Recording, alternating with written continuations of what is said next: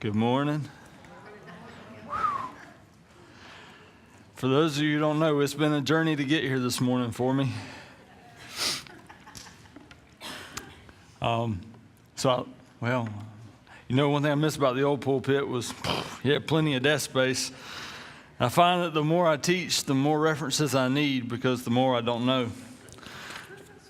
So if you will, turn with me to Luke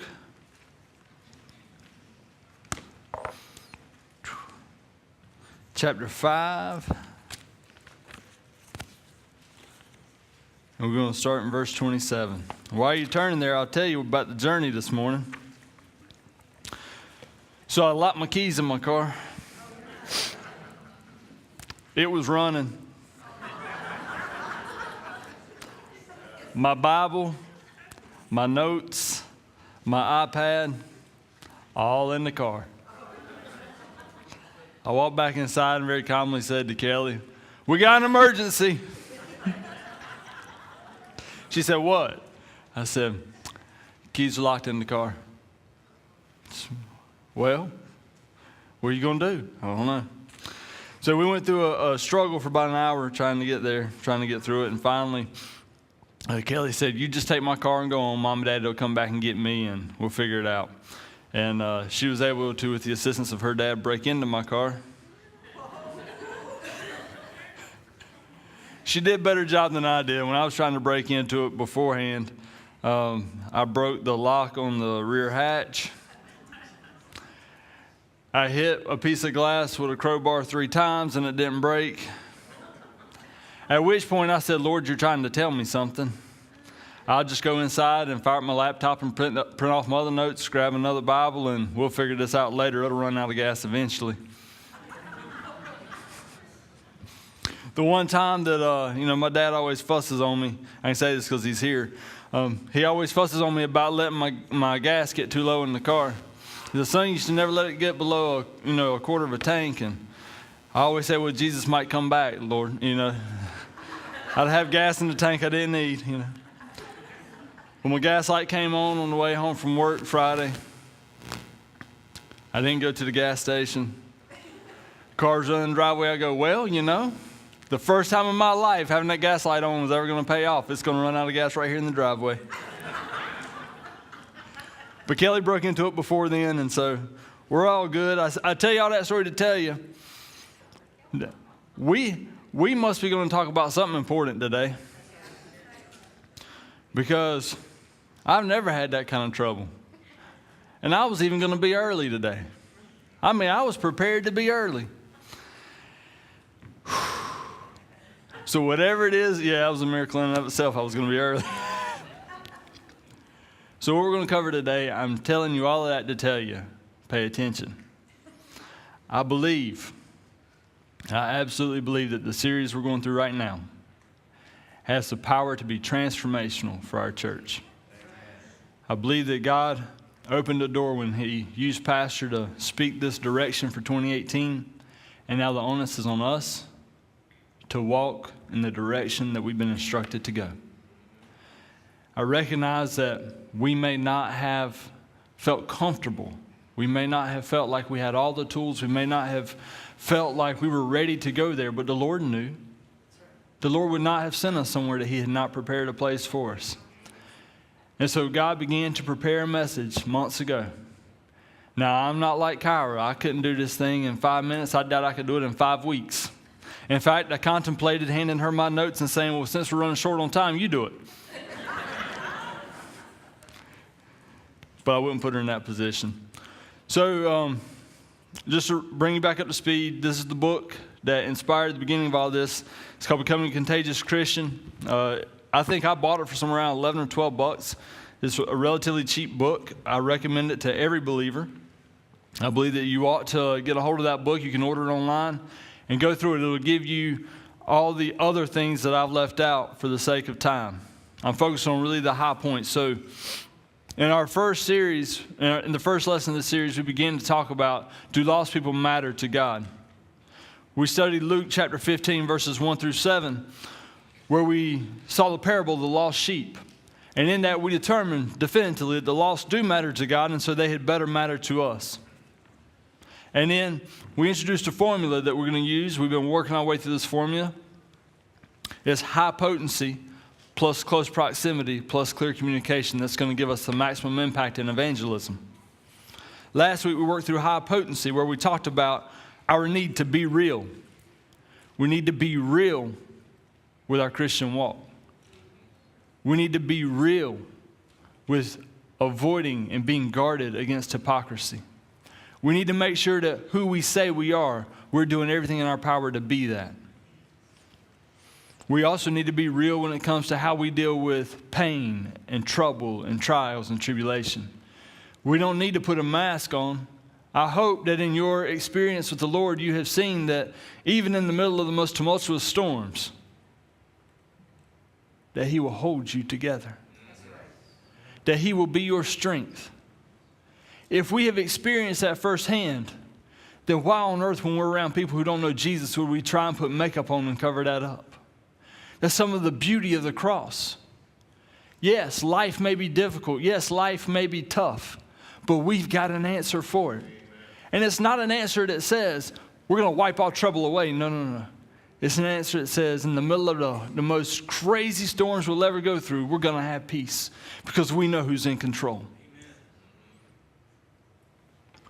We learned that we need to be compassionate because that's a characteristic of our Jesus. Everywhere He went, He was compassionate. The other side of compassion is that compassion opens the door for ministry. Compassion will give you an audience with someone who's looking for something. Lastly, we have to be consistent. We need to live consistent, godly lives because although our righteousness will never get us into heaven, you never know when the Lord might use your example of righteousness to speak to someone who's looking for something greater. So when we talk about high potency, that's what we're talking about. We're talking about being real, being compassionate, being consistent. We looked at Matthew, we looked at Matthew chapter 5, verse 13. From the Sermon on the Mount, it's an excerpt. We took a little piece of that sermon where Jesus talks about how we are salt and light. We are the salt of the earth. And so when we look at our formula, what we see is salt, right?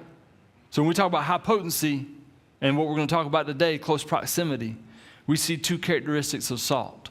So one, that in order for salt to do any good, it has to be potent. It still has to have its flavor. If it loses its flavor, it's useless. And today what we're going to talk about is, in order for salt to have an effect, it's got to come in contact. You can't salt cure a ham unless you put the salt on the ham, right? So when we look at our world, we've got to get close. Close proximity is what we're going to deal with today. So let's look at our text. Matthew chapter 5, verse 27.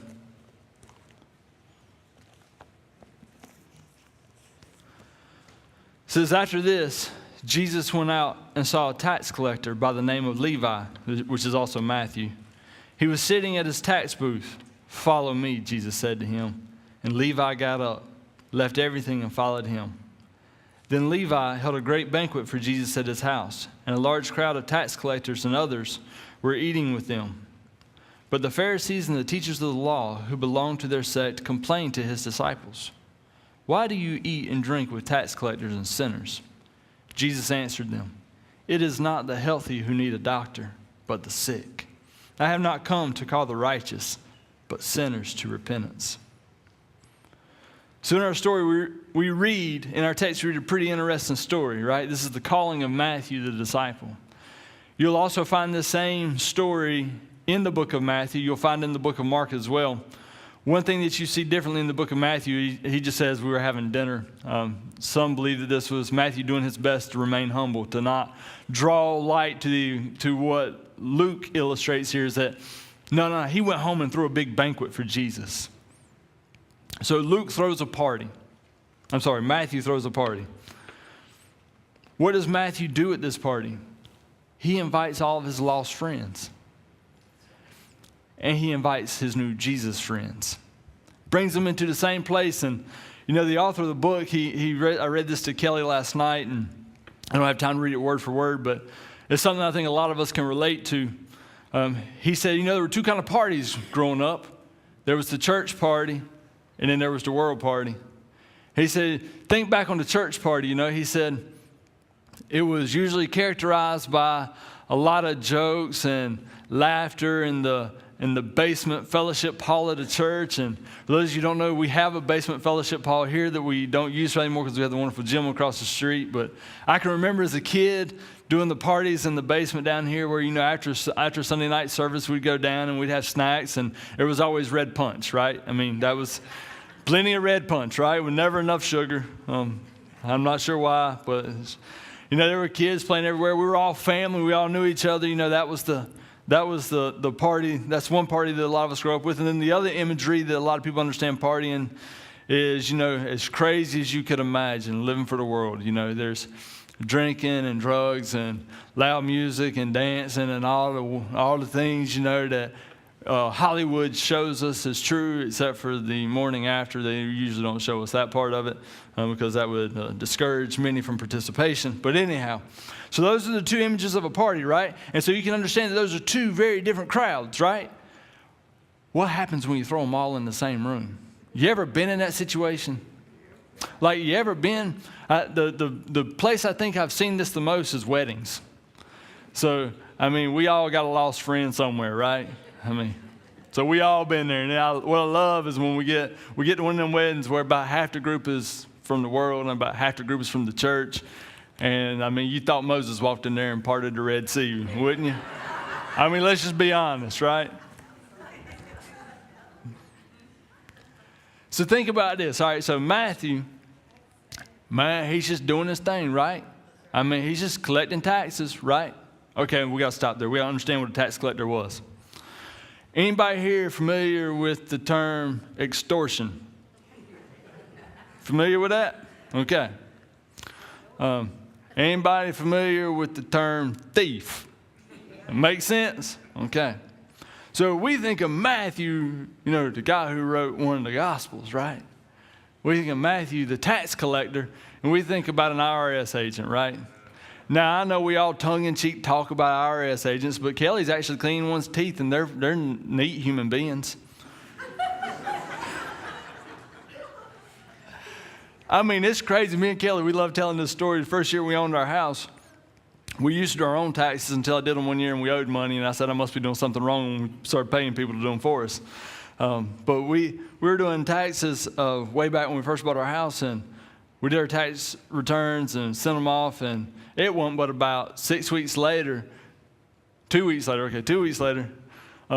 got a letter from the IRS, and I thought, man, we are too young to be audited. We ain't got no money. This is crazy. So anyways, we opened up the letter, and the IRS says, we noticed a mistake in your taxes. I thought, you missed a deduction that would give you another $1,200. This has got to be a scam, right?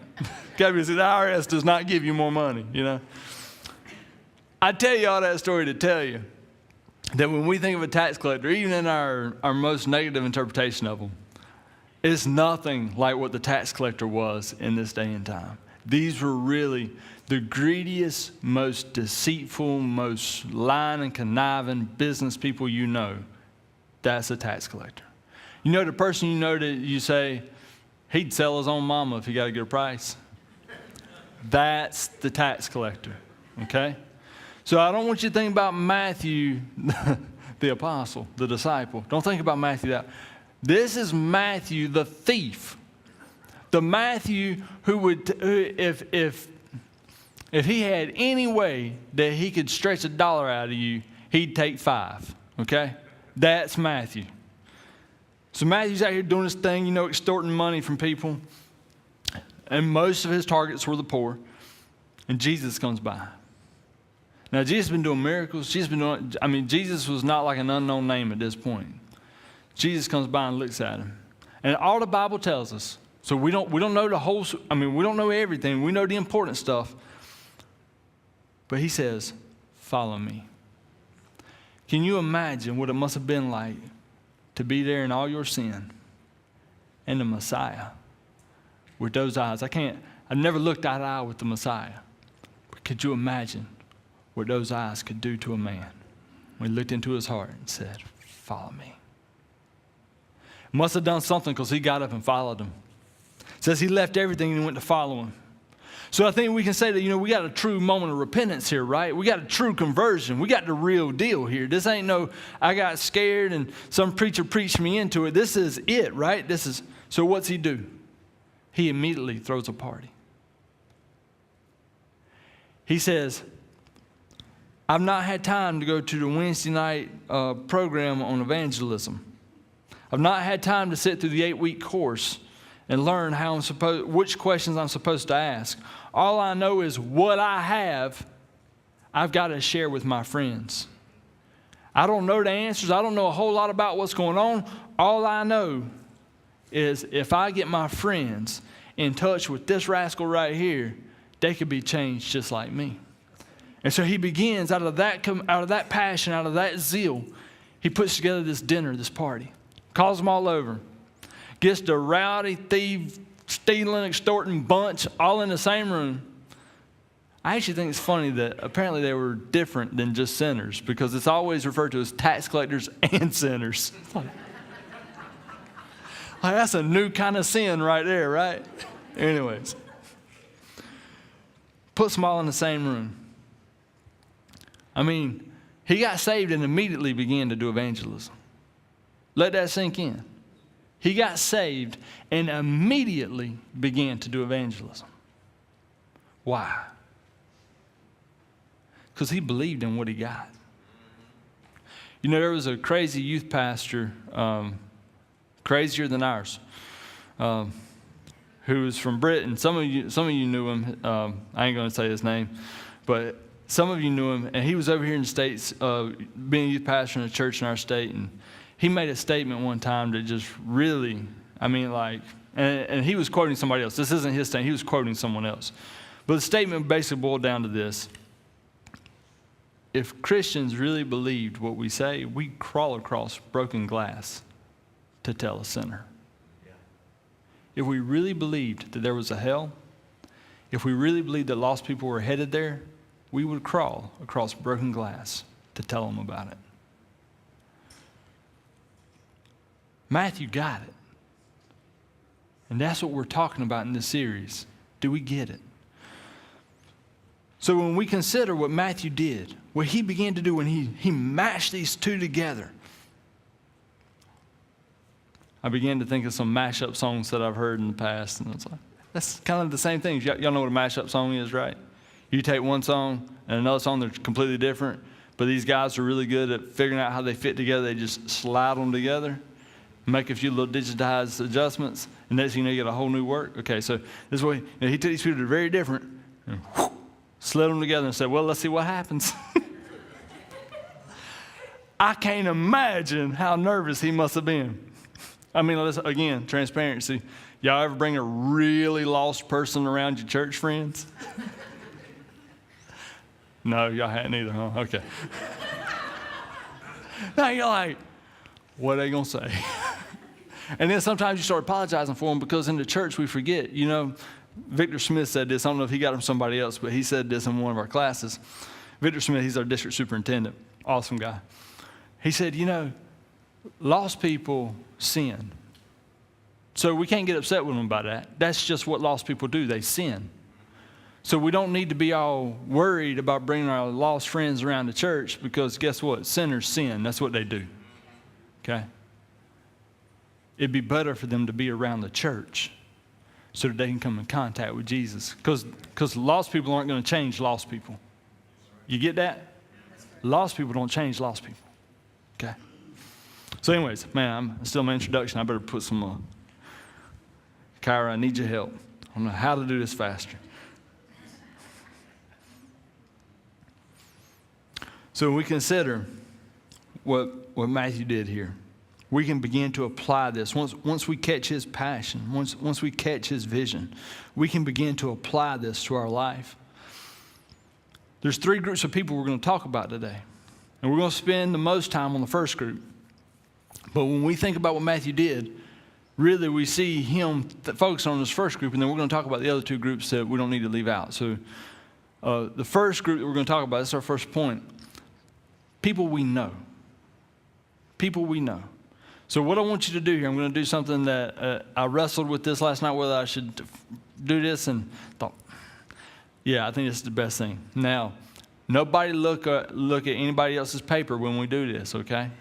We need a moment of confidence here. So that you can, I think last time I told you guys that think of this as a class, and there's going to be an exam, right? The final project is you leading someone to the Lord. In all seriousness. Our pastor has set the tone from the Lord. 2018 is a year of harvest. February is almost over. That means we got 10 more months to measure up to what God set out in front of us. So this isn't just preaching. God's speaking, folks. He's equipping. We're getting ready. We're going to do something. So I want you to understand that this isn't just, oh, yeah, that's good. I'm going to share this with my friend. No. These are life skills that we need to learn and then apply. And the Lord is going to create a harvest out of this. Okay? So the exam is going to be on, by December 31st, it's due. Okay? We're going to lead someone to the Lord, each one of us. That's where we're headed. Okay? That's the final project. Okay? Like Dr. Chacon told me one morning when he woke me up in an 8 o'clock class. Guy, I need you. I have the answers and you need them. Okay, so here are the answers. You need them. This is a test. A test is coming. I won't tell you my grade in that class. It was bad. Fortunately, I didn't need that class to graduate. Anyways, moving on. I want you to take a minute and in your sphere of influence, in the people that you know, identify 3 people. 3 people that are going to be on your impact list. Your impact list. 3 people. 3 names. Real, legitimate, living, breathing people that the Lord has been messing with you about because they don't know Him. They don't know Him. You know Him, and you know them, but they don't know Him. 3 people. So as we go through this, I want you to keep those 3 people's names at the front of your mind and understand how these concepts apply to your relationship with them.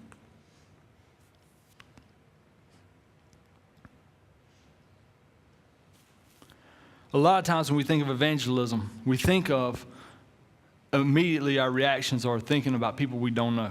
And that's one of the biggest mistakes we could ever make when we think about evangelism.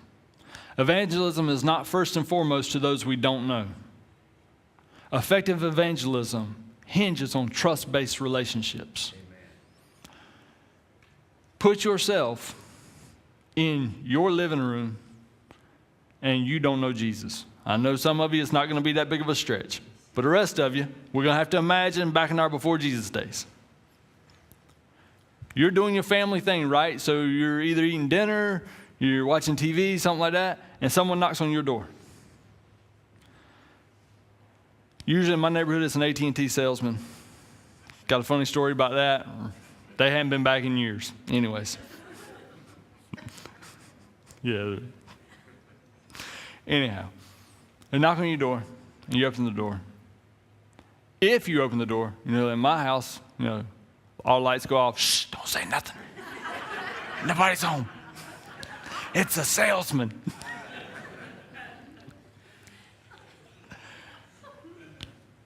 You're not really interested in talking to them about something that's not spiritually related, right? So how interested are you in talking to them about things that are as intimate as what you believe, where you're headed for eternity? The guy in the grocery store, you just walk right up to him and be like, "You going to hell?" You got to say that with a question mark. If you say it the other way, it's real bad. Yeah, some of y'all just got that. People in our society today, we're a less Christian society. So we're already apprehensive about talking about our beliefs. People don't want to, from a stranger, they don't really want to hear it. Do you blame them? Let's just pause. Think about you for a second. Do you blame them? Okay. So that tells us that the only way we're going to effectively share Jesus is through relationships, through trust, through investment in other people. So what we think about when we say, okay, well, to reach those that we know, we had better be investing in them. Two critical ways. I say two of the easiest ways to do this is first, through social events. Now, at the risk of tipping my hand, I hate to do this. I may lose the effectiveness of my tool in doing this, but it's important for you guys to know. So if I don't get away with it anymore, the rest of y'all got to get away with it, right? Any of y'all ever been to a consumed bring your own meat cookout at my house? Handful of you been there, right? Okay. I'm going to tell y'all the real purpose behind that. Confession is good for the soul, right? We all got friends, and some of us got rough friends that'll never come to this church. But they like to cook out. And they'll come to my backyard because it doesn't threaten them. They don't even know that somebody might talk about something related to Jesus. And guess what? We don't preach sermons in the backyard. We don't do Bible study at these things. We fellowship. Because I firmly believe that when you put real Christians next to people who are looking for something, it'll be pretty easy to see the difference. And if they're real Christians, remember, they are real about their walk, if they're real about their pain, if they're compassionate, if they're consistently living godly lives, there's something attractive about that. If somebody's looking for something, there's something attractive about it. They go, that bird's different.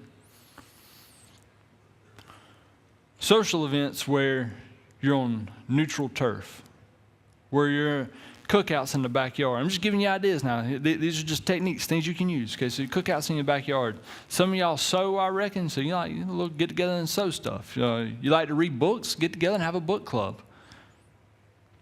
Work out. Get 3 or 4 guys together and go work out. You like to run?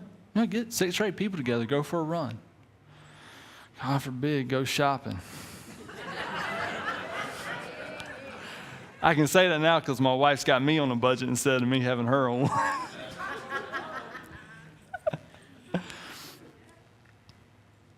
Be intentional about creating opportunities like Matthew did. Matthew was intentional. It's not like everybody got together and went, oh, I didn't see this happening. No, man, I mean, this is purely me looking into it going, okay. Matthew's probably sitting in the corner going, I hope this works the way I planned it to. In his mind, it was really that simple. He was sitting at a table and Jesus walked by and said, follow me. And it was enough for him. If that's the kind of experience we've had with the Lord, then don't we think that if we get around the lost, there might be something that they see in us that go, ooh, I want to be like that.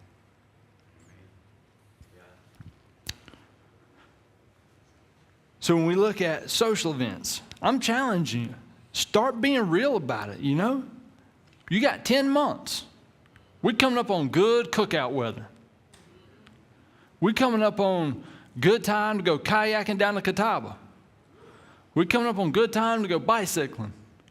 There ain't never no good time to go running, but some of y'all disagree with me on that. Get 3 or 4 couples together and go out to eat. Yeah, go fishing. I don't think you can go hunting, though, because I think you got to be quiet when you're hunting. Jesus and guns, be careful. No.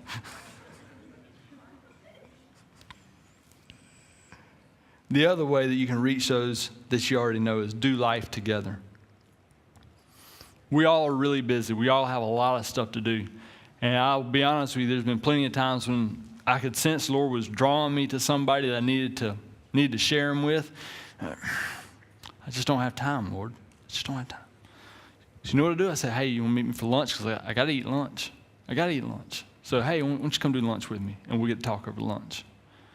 Or I say, I know this sounds really crazy, but I have got so much yard work to do. If you want to hang out, why don't we work in the yard together? We'll do some of mine, we'll do some of yours, And I don't have time for that funny story, but anyways. The point is, start looking at the things that you already do and see if there's a way that you can grab a hold of that person that's looking for something and just bring them alongside you. You know, I know some folk that open up their house at Thanksgiving and Christmas for that specific purpose. It's just another occasion to bring somebody up alongside and let them see what the Lord's done in your life. You know, it could be something as simple as grocery shopping together. It could be, I already talked about running together. The Lord must be convicting my heart. I need to get back in shape. Go skiing together. Hey, I went skiing this week. Got a sunburn, anyhow. First time I've ever skied in a t-shirt. It was wonderful. The point is, do life together. You know, I was talking, I didn't ask if I could share this, but I'm going to. She's related to me, so she'll have to deal with it. Me and my sister, we did go skiing together this week, sure enough. And we spent some time sitting and recovering because I'm not as young as I used to be. And I was sitting there recovering in the lodge. And she and I, because, you know, we both got kids now. We both live real busy lives. We don't get as much time to sit and talk. But she listens when I preach. And she was sharing with me some of her thoughts about the last sermon. And she said, you know, this is a really challenging series. I said, yeah, I know. It's challenging me too. And, you know, we began to talk about, both of us, we had this struggle, you know, with, okay, how far do we bring the world in, you know? Because there's one side of our brain that's self-preservation that says, you know, I'm afraid that if I let the world in too close, then I'll become like the world. And where that hits on it, and the book touches on this too, we have to make sure one of the critical principles here is that we are always the chief end of the influence. You know what I mean? We always, in a relationship, have to be more influential. And I'm not talking about belittling people. I'm not talking about making people submissive. I'm just talking about he that's in us is greater than he that's in the world. So when we get up next to people who are in the world, we should not be afraid. Because if we really got what we say we got, I think that's a real question, right? But if we really got what we say we got, then he that's in us, is far greater than anything we're going to rub shoulders with out there in the world. Jesus, and you might go, I know Jesus. That's true. You're not, but he's inside of you. I mean, me and Kelly was listening to a song the other day, and it talked about, what's that guy's name? Is it Tomlin? Chris Tomlin? Okay. And there's just one part of that song that says, Jesus, I got Jesus living on the inside. And I'm like, you know, we forget that when we get saved, we got that resurrected Jesus living on the inside of you. Like, you understand that? I mean, we play in the church so long, we forget these facts. You got the Jesus that walked up out the tomb living inside of you. What you afraid of in the world? What can you not get close to? You know what I'm saying? What can you not ease up next to and go, let me tell you something? Because he that's inside of you. Now the problem comes, let me just go ahead and, the problem comes when we don't have Jesus living on the inside. When we say we got Jesus living on the inside, when we got a t-shirt that says we got Jesus living on the inside, but we don't actually got Jesus living on the inside. Because if he's living inside of us, man, there ain't nothing bigger than him in the world. Absolutely nothing. So you need not be afraid.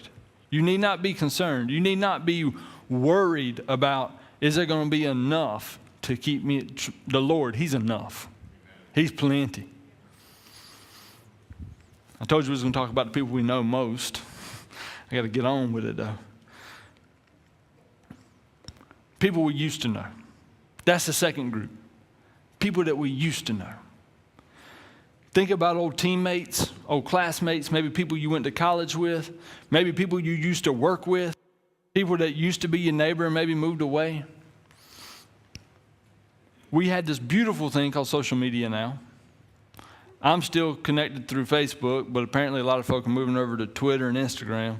I met a missionary a couple weeks ago, and he said, you on Instagram? I felt so old. I was like, no. I was like, I'm on Facebook. He's like, yeah, I'm not on Facebook anymore. He's got like 3 kids, one of them going to college next year. And I'm like, I got to do better. Anyways, we have social media, which provides a great platform to reconnect. It has, like, my 10-year class reunion hardly happened because we're like, what's the point? We're all connected through Facebook and Instagram now, and so we see each other's lives all the time. It's the first, like, aha moment of what social media has done to transform the connecting space. But we have that tool at our disposal. And so through that tool, we can begin to reconnect with people that the Lord had put in our path at another time. When you're reconnecting, that is a great opportunity. There's a natural curiosity of, how did life turn out for you? What's been going on in your life over the past 10 years? That is a great opportunity to begin to tell about the wonderful things the Lord has done in your heart. What He has provided for you, how He has changed you, what He has done for you. Especially in my case, because when most of these people knew me, those were my before Jesus days.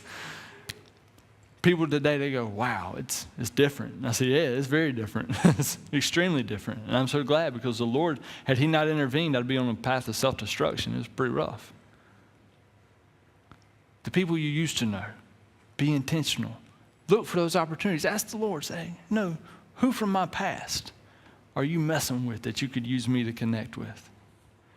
And then the last group we're going to talk about are people that we would like to know. You're what? People we would like to know. So for me, well, I'm going to use a term from the book. It's called Contagious Consumerism.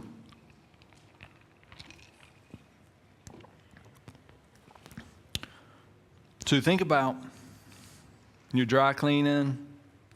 Think about the folk at the restaurants you eat at. Anyone who spends much time eating with me, you know that it's either Penn Station or Showmars or McAllister's. I walk into Penn Station and they start making my sandwich. I haven't been there in a few weeks, so they're probably getting ready to send out a search party.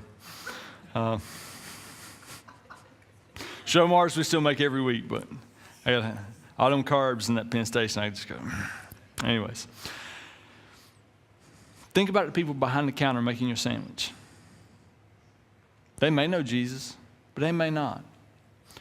We're in such a hurry in our life. All Americans, we're all in a hurry, that we forget that those are real human beings. That they're people who have concerns just like we have concerns. Many of them have children just like we have children. Many of them, they got love lives or lack of love lives, and they've got all these questions, and, they're just like us.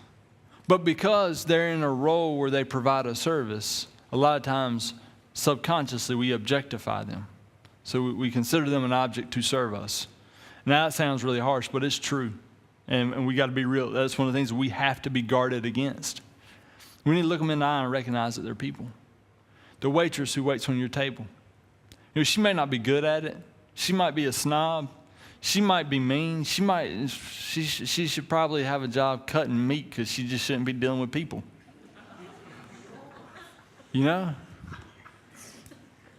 But she is, and she's there, and she's your waitress. And she may not have resurrection Jesus living on the inside of her. It's hard. That's a hard one. I'm just telling you, that's a hard one. There's a redneck under this purple collar. Amen. Thank you, brother. But I got resurrected Jesus, and he ain't got no redneck. He had Peter for that. Anyways, another sermon another day. I got him living on the inside of me. And if I got him living on the inside of me, then it don't matter how, God forbid I ever be in a situation somebody actually spits in my food. That I know about. I guess it could have happened. I just don't know about it. But I got resurrection Jesus living inside of me. And in the worst case scenario, I need to recognize that person needs Jesus. That person needs Jesus. I'm talking crawl across broken glass needs Jesus. What does it matter if my service stunk? See, what we do when we go into those places is we begin to invest in them. I went to McAllister's a couple weeks ago, and there's a lady working there who, I believe she said she's lost right at 73 or 74 pounds in the last 2 or 3 months. And yeah, she because that's me and my wife, that's our Monday lunch date is McAllister's. So you get to know the staff. There's a reason we do things like that, right? It is good that we stay connected, but we like to get to know people. Because when you get to know people, you get to find out where they are. You get to find out what their struggles are. You get to find out what their needs are. And so I recognize that, wow, she's lost almost a whole person, And you go, man, I wonder if anybody's told her. And so I took time and I thought, this might not go well. I said, you've lost some weight, hadn't you? And man, she lit up like the 4th of July. It made her day. Did I share Jesus with her that day? No, I didn't. Do I even know? I mean, I got a suspicion, but I'm not sure. But I laid another brick in the foundation that one day the Lord might be able to use. That's what I'm talking about when I say contagious consumerism. That person at the dry cleaner, you never know. I've heard a story where somebody just unloaded, and thank God somebody was there that knew the Lord and was able to pour back into them. Be aware. You see, as we get ready to close, worship team, you guys, come on.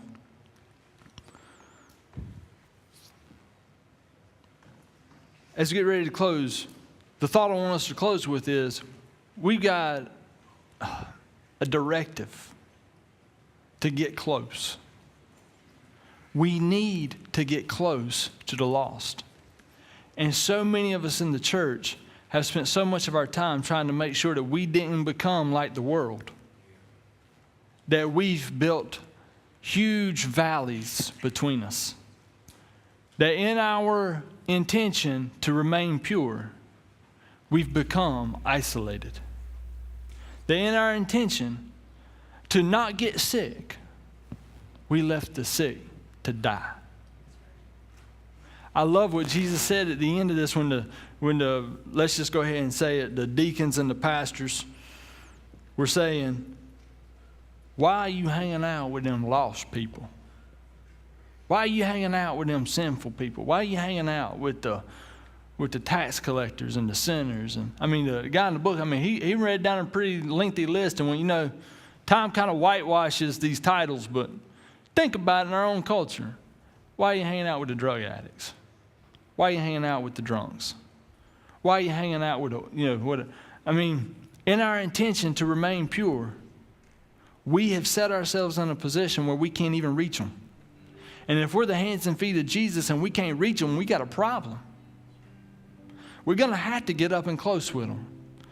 We're going to have to get in range. I told Kelly I was thinking about the Dr. Kent Brantley. I'm glad I wrote it down. Yeah, Dr. Kent Brantley.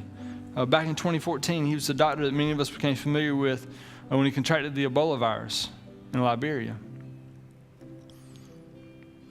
It would have been smart for him when that thing started breaking out to get on a plane and get out of there. That would have been real smart. In fact, if I'd been in his shoes, I'm just being honest, that's probably what I'd have done. I'd have said, man, I got a wife and kids. The Lord can use somebody else to do this. I'm out of here. But he stayed. And he contracted the virus. But the Lord saved him. The Lord restored him. The Lord protected him. And the Lord used it for his glory. Jesus said the healthy don't need doctors. It's the sick that need them. And if the sick need them, then let's go be doctors. I'm going to close with these thoughts from Matthew Henry. So remember I told you that you'll see the same story in Matthew chapter 9. It actually appears in 9 through 13. And Matthew Henry, in his commentary on that passage, he says, they who are effectually brought to Christ themselves cannot but be desirous that others also may be brought to him, and ambitious of contributing something towards it. True grace will not contentedly eat its morsels alone, but will invite others.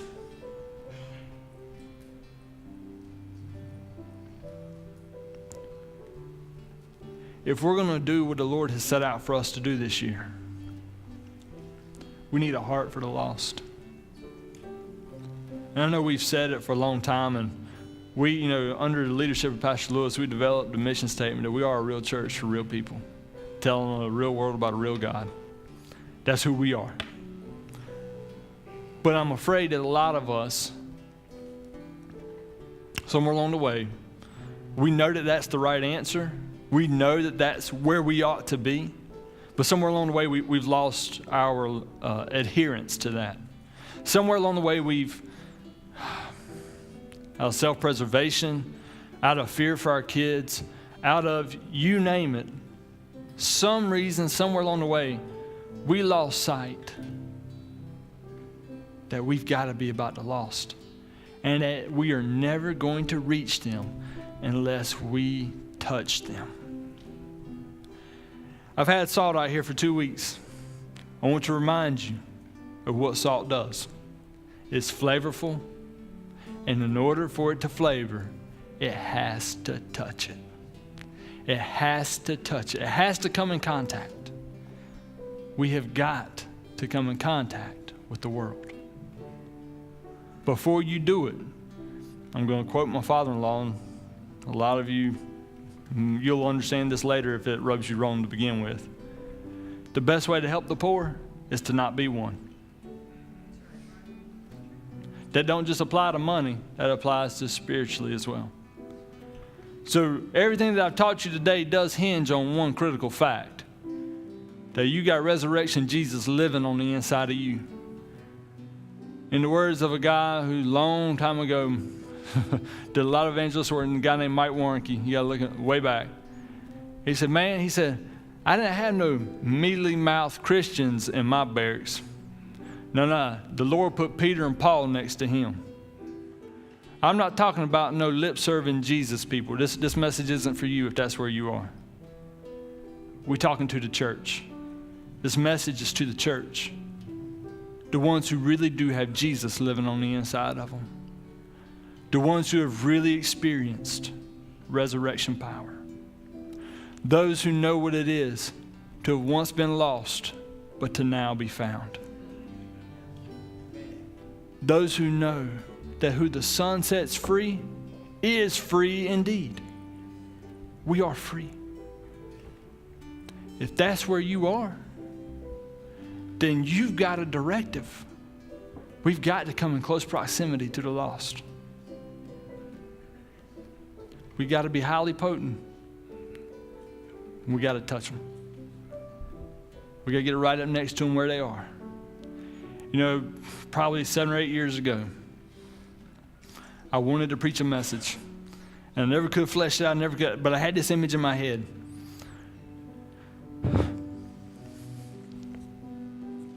That we talk a lot of times about being lighthouses, right? Lighthouses on the shore, or sometimes it's built on a rock to warn people, hey, this is a dangerous area, right? And that's good, and we are. We are supposed to be like a city on a hill, right? But when your ship is going down, do you want a lighthouse or the Coast Guard? You want the Coast Guard, right? You want somebody trained and equipped to get in their boat and come rescue you, right? There are a lot of people that their life is wrecked right now. They're looking for something. They're sending out SOSs, and some people get it, some people don't. But they're sending messages, and a lot of times we're just up in the tower going, don't come over here. Don't come over here. It's dangerous. Like, yeah, I know. I hit a rock. Come get me. They want the Coast Guard. We're the Lord's Coast Guard. That's us. But in order to do it, we might have to get in harm's way. It might get a little dicey from time to time. Have you ever seen them videos of those Coast Guard cutters when they roll over and roll back up? Whew. That might be us in the process of rescuing somebody, but guess what? It's the Lord's boat. It'll roll back up. It's going to be okay. So as Debbie sings this song, I'm not going to have no formal altar call this morning because I believe if we're all honest to ourselves, we'd all be up here. So I'm just going to move the altar back to your seat. Because even as I prayed this morning, I said, Lord, I said, change my heart through this. I mean, let's be honest. Do we really believe what we've experienced? So as we sing, let us pray. Let us search our souls. Go ahead and stand up. Go ahead, come on. Let us search our souls and ask the Lord. Ask Him. Say, Father, I'm scared out of my mind. Some lost person might bite me. Lost people don't bite. You'll be all right. But Father, I cannot deny that this is what you want me to do. You want me to get close to the lost so that they can see you. Ask the Lord to give you a heart for the lost. That's what we're going to do. As we sing this song, listen to the words.